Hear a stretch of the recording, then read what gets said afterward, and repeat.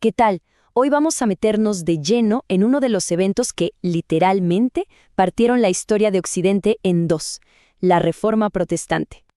Para entenderlo bien, vamos a seguir esta ruta. 6 paradas clave que nos van a llevar desde las causas hasta las consecuencias más importantes de todo este movimiento.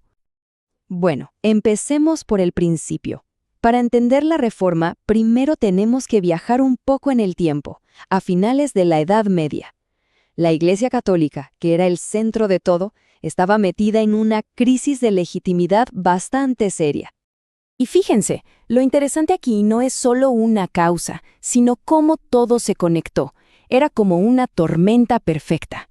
Por un lado, una corrupción interna tremenda, con clérigos viviendo a todo lujo. Al mismo tiempo, los reyes se hacían más poderosos y empezaban a decir, oye, ¿por qué el Papa tiene que meterse en mis asuntos? Si a eso le sumamos una nueva forma de pensar, el humanismo, que invitaba a la gente a cuestionarlo todo, bueno, el escenario estaba más que listo para que algo explotara. Y esta fue la chispa que encendió el fuego, la venta de indulgencias. A ver, para que se hagan una idea, era como comprar un pase VIP para saltarse tiempo en el purgatorio. La Iglesia las vendía para poder pagar la gigantesca obra de la Basílica de San Pedro en Roma. Para muchísima gente, esto ya fue el colmo. Era básicamente ponerle precio a la salvación. Ahora, es clave entender algo.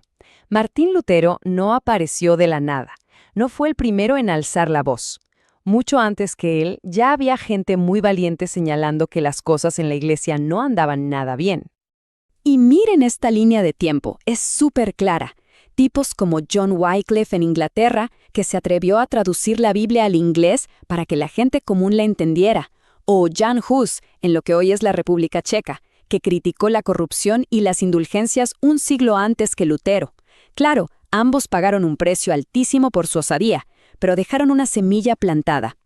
La historia de Jan Hus es trágica, pero nos dice mucho sobre la época. Lo invitaron al Concilio de Constanza con la promesa de que podría debatir sus ideas de forma segura. Pero en lugar de un debate, lo que se encontró fue un juicio. Le ordenaron que se retractara de todo, y como se negó, lo quemaron en la hoguera. El mensaje era brutalmente claro. La crítica no se iba a tolerar. Y con ese panorama llegamos a nuestro protagonista, Martín Lutero, un monje alemán, profesor de teología, que sin buscarlo al principio, iba a poner en marcha una verdadera revolución. Y esta frase es el corazón de todo. Lutero, después de años de angustia y de estudiar la Biblia sin parar, llegó a una conclusión que dinamitaba la doctrina oficial. Dijo, la salvación no se gana con obras, ni se compra con indulgencias. Es un regalo de Dios, y solo se puede aceptar a través de la fe. Este concepto, la justificación por la fe, lo cambió absolutamente todo. Aquí vemos la cadena de eventos, ¿no? Cómo una discusión de teología se convirtió en una ruptura total. Todo arranca con la venta súper agresiva de indulgencias. Lutero responde publicando sus 95 tesis, que básicamente eran puntos para un debate académico. Pero la reacción de Roma fue de o te callas o te callas. Y todo culminó en la Dieta de Worms, con Lutero plantado frente al emperador y negándose a retractarse.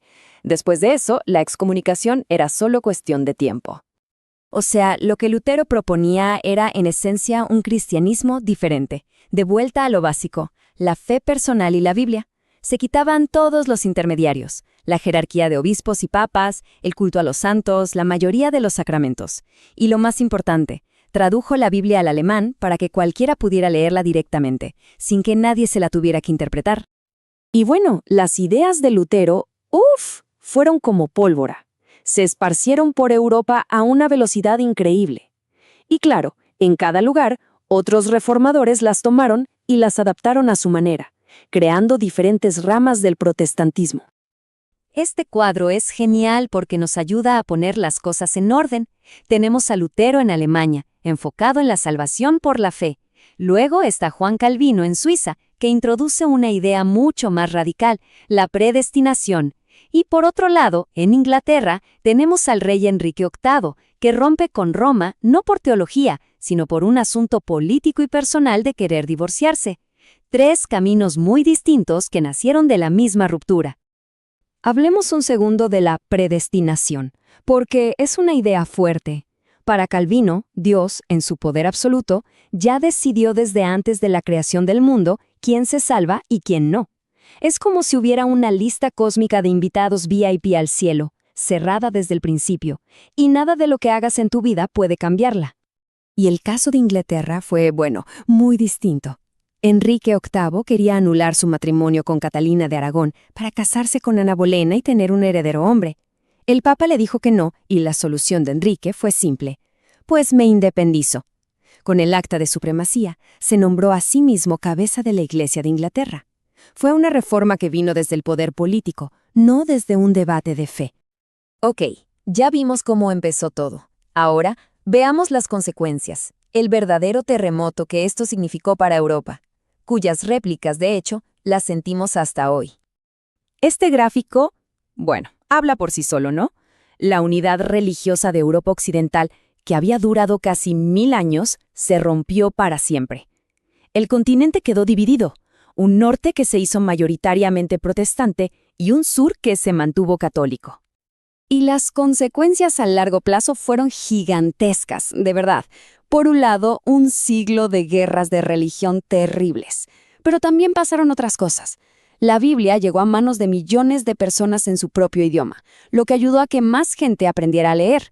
La propia Iglesia Católica tuvo que reaccionar y reformarse, en lo que se conoce como la Contrarreforma, y los reyes y estados aprovecharon para quedarse con las enormes riquezas de la Iglesia, haciéndose mucho más fuertes.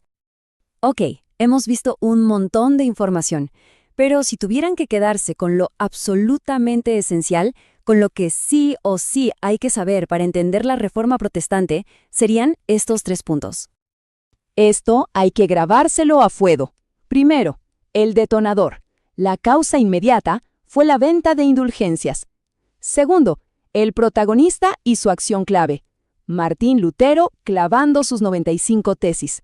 Y tercero, la consecuencia más grande de todas, la fractura definitiva de la cristiandad en Europa. Con estos 3 puntos se tiene la columna vertebral de todo este proceso histórico. Y para cerrar, les dejo una pregunta para pensar. ¿La ruptura era inevitable?